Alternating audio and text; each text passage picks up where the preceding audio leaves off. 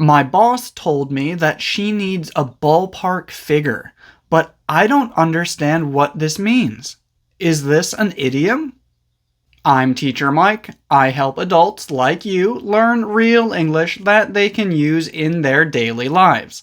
And today, we are talking about 10 idioms that you can use both in business and in your everyday life. Our first one is to go back to the drawing board.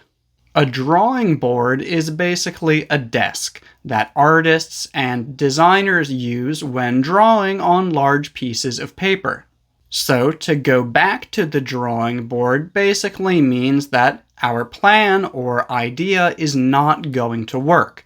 So we need to go back to the beginning and think of a new idea. For example, my manager did not approve my idea, so now I need to go back to the drawing board. Basically, my manager didn't like my idea, so now I need to think of a new one.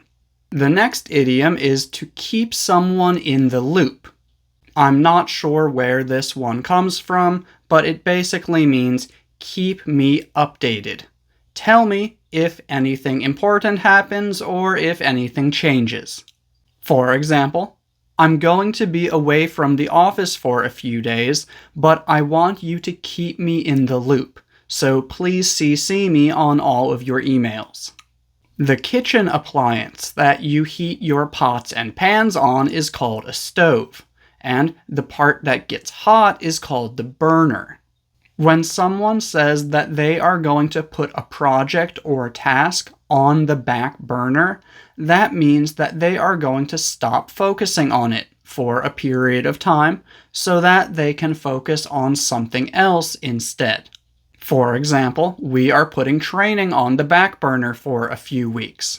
That means that we are going to stop focusing on training for a few weeks because right now there's something else more important that we need to focus on.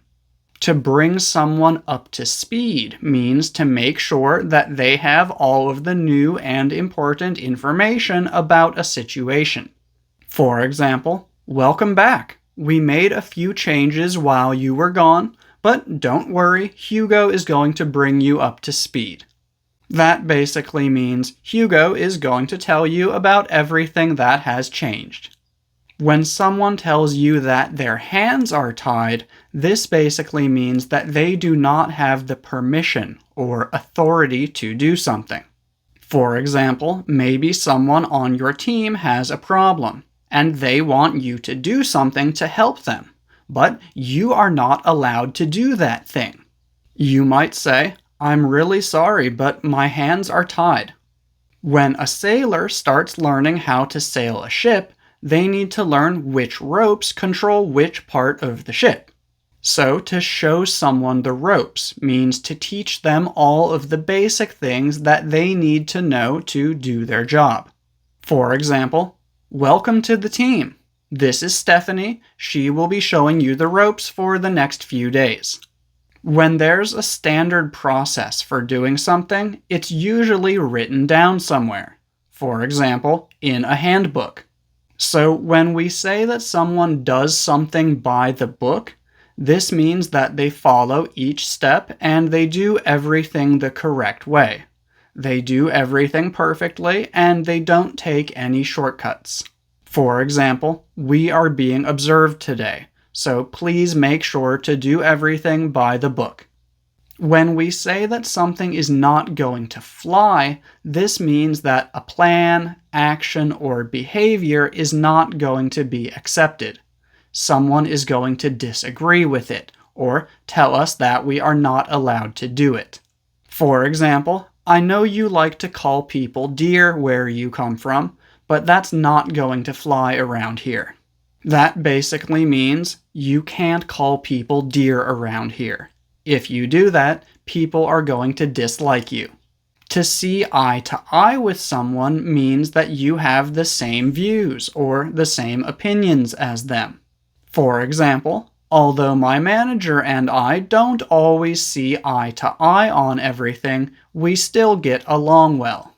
That basically means that although we don't always agree on everything, we still have a good relationship. And finally, when someone asks for a ballpark figure, they are asking for an estimate. For example, I know that right now you can't tell me exactly how much it's going to cost, but I'd like you to give me a ballpark figure. And if you want to know why I said you shouldn't call people dear, I recommend watching this video right here. That's all for today. Thank you for watching.